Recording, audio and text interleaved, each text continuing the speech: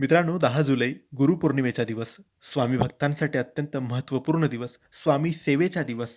मित्रांनो, गुरुपौर्णिमा हा दिवस केवळ पौर्णिमा म्हणजे चंद्राची पूर्णता नव्हे, तर आपल्या आयुष्यात गुरुच्या कृपेची पूर्णता घडवणारा दिवस असतो.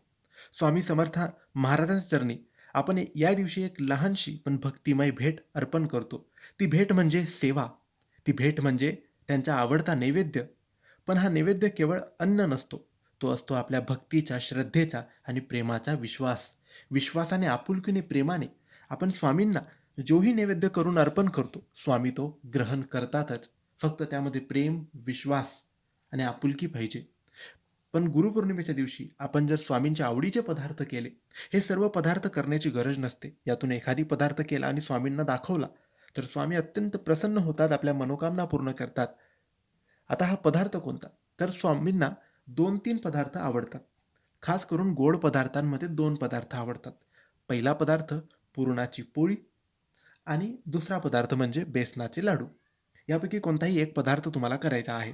पुरणाची पोळी किंवा बेसनाचे लाडू. त्यासोबत स्वामींना आवडतं कांदा भजी आणि तुम्ही मग भाजी चपाती काहीही तुम्ही करू शकतात. भाजी चपाती, वरण भात, आमटी भात आणि पुरणाची पोळीसोबत तुम्ही खीर करू शकता. दूध ठेवू शकतात किंवा तूप किंवा आमरस काहीही. बेसनाचे लाडू केले तर 11, 21, 51 या संख्येत करायचे.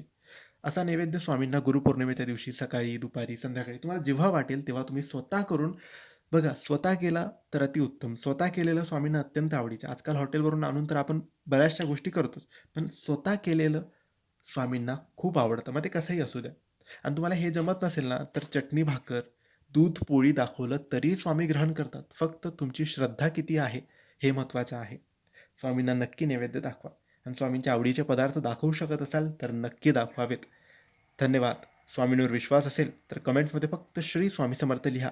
स्वामींची कृपा तुमच्यावर नक्की होईल. श्री स्वामी समर्थ.